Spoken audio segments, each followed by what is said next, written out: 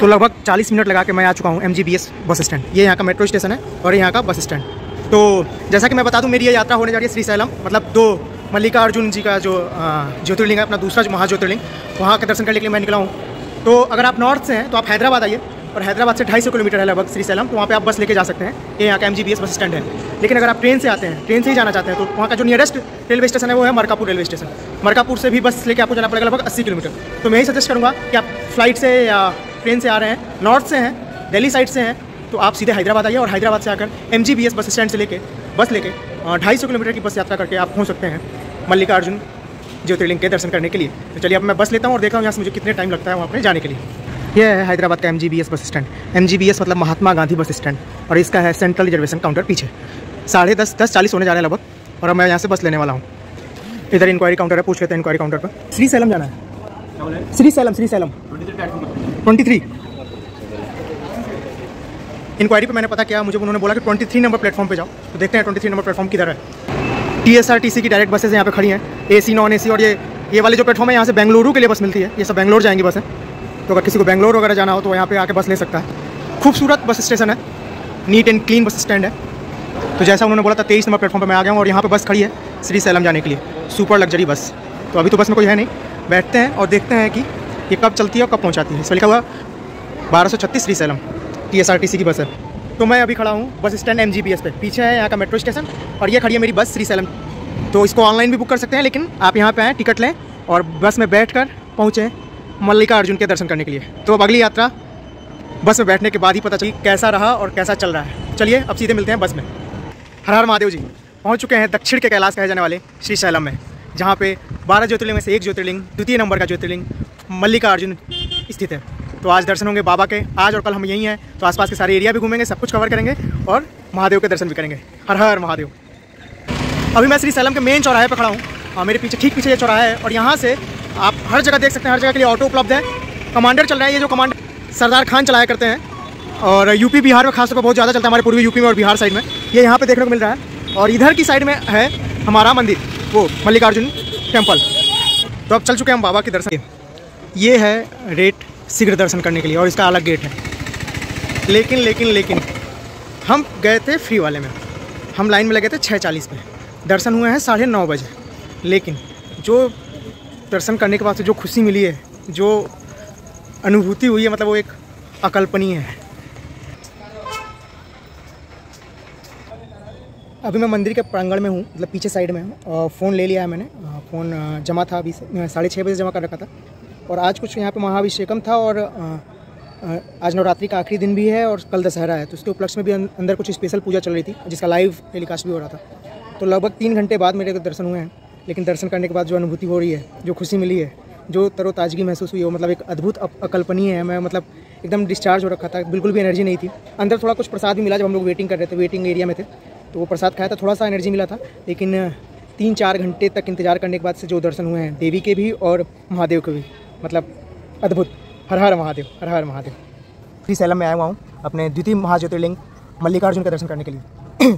तो कल शाम को तो मुझे 3-4 घंटे लग गए दर्शन प्राप्त करने में, लेकिन आज मैं सुबह 5:30 बजे के आसपास लाइन में लगा था। 5:40 या 5:50 हो रहे होंगे, और मुश्किल से 15 मिनट में मुझे दर्शन हो गए। लेकिन हालांकि रात वाला दर्शन मेरा बहुत गजब था, 3-4 घंटे वेटिंग लगा था, लेकिन बहुत शानदार दर्शन हुए थे। आज सुबह का भी दर्शन अच्छा हुआ। आज दशहरा है, भीड़ है, काफ़ी भीड़ है, लेकिन मैं सुबह जल्दी लाइन में लग गया था, इसलिए अच्छा दर्शन हो गया।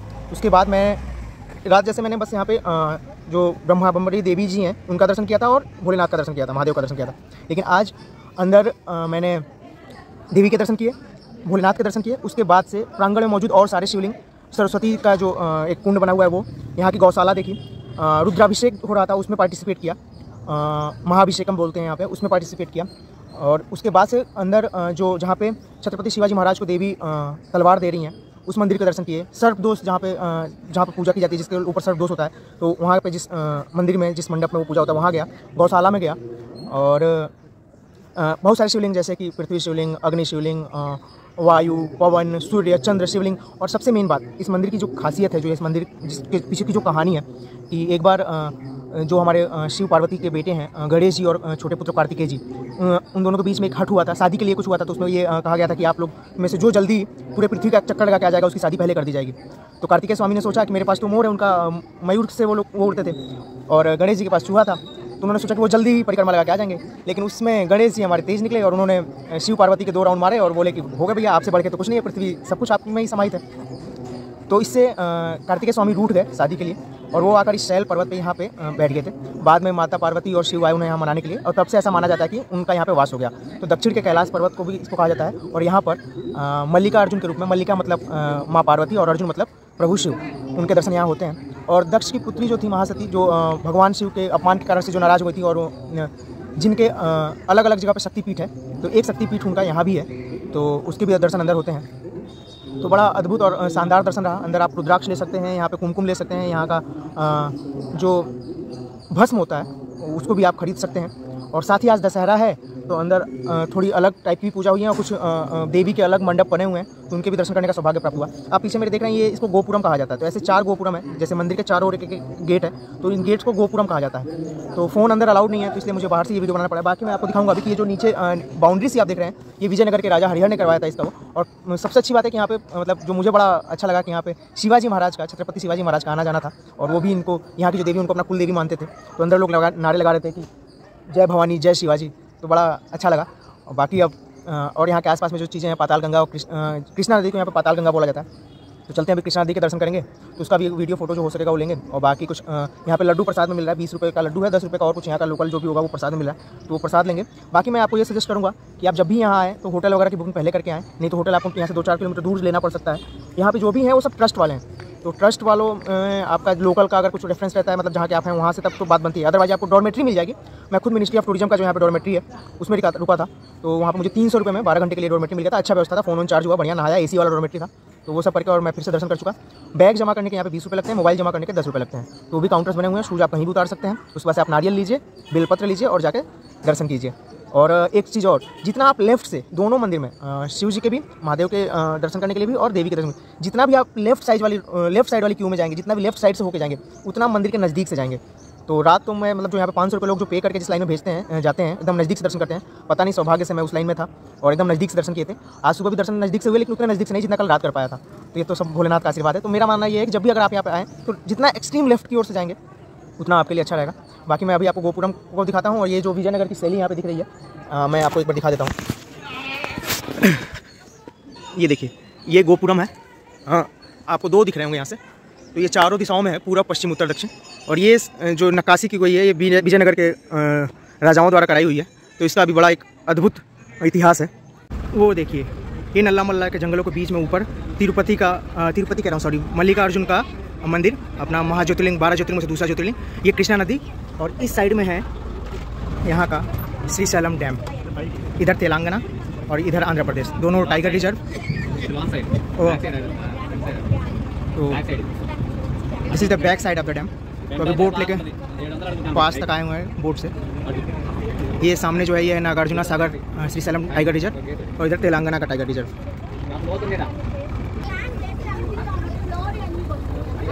इसको कहते हैं दक्षिण का कैलाश, और प्रकृति ने खूब भर भर के दिया है हमारे दक्षिण भारत को। तो सौभाग्य की बात है कि हमारे ज्योतिर्लिंग के भी दर्शन हो रहे हैं और ऐसे नेचुरल चीज़ों को देखने का भी अनुभव प्राप्त हो रहा है। हर हर महादेव, हर हर महादेव। इस बोट का चार्ज है 80 रुपये। हम लोग वहाँ से चले थे, वहाँ पे मैंने स्नान किया था। जैसा कि पता है कि पाताल लोग बोला जाता है इसको, कृष्णा नदी को यहाँ पे पाताल गंगा, सॉरी। तो यहाँ पे आकर फटाफट डुबकी मारी, 5 डुबकी लगाई महादेव के नाम की, और बोट लेके आ गए डैम को देखने के लिए। और ये जो जंगल है इनको बोला जाता है नल्ला मल्ला के जंगल, नल्ला मल्ला की पहाड़ियाँ। वहाँ ऊपर हाइट पे है अपना मल्लिकार्जुन का मंदिर, और वहाँ से लगभग 700-800 सीढ़ी चढ़ के उतर के नीचे आना पड़ता है। चाहे तो रोपवे से भी आ सकते हैं, लेकिन अगर आप फिजिकली फिट हैं तो आराम से पैदल स्टेप्स को उतर के आ सकते हैं। तो मस्त अनुभव रहा, ये मज़ा आ गया। बोटिंग तो बहुत की है, लेकिन इस बोटिंग का भी एक अलग मज़ा है, क्योंकि ये एक अलग जगह पे है और अकेले है, अपने हिसाब से है। तो ठीक है, मज़ा आ रहा है और इन्जॉय कर रहा हूँ मैं।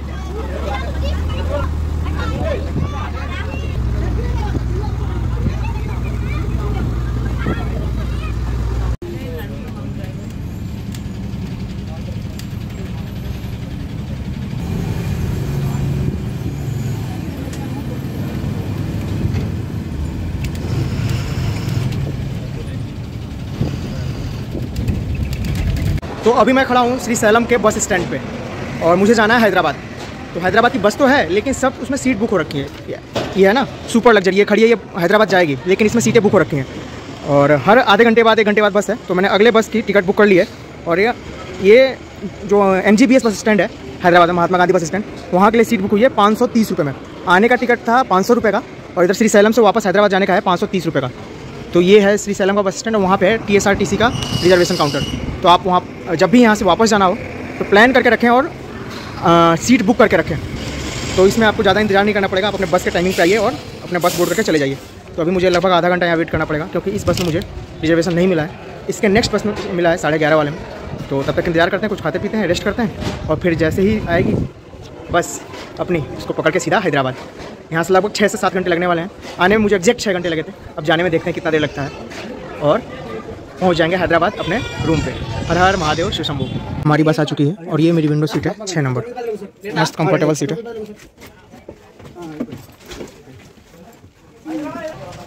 इन बसों का सबसे अच्छी बात यह है कि इसमें आपको पानी फ्री मिलता है, पानी चाहे जितना चाहे आपको पीने के लिए फ्री मिलता है।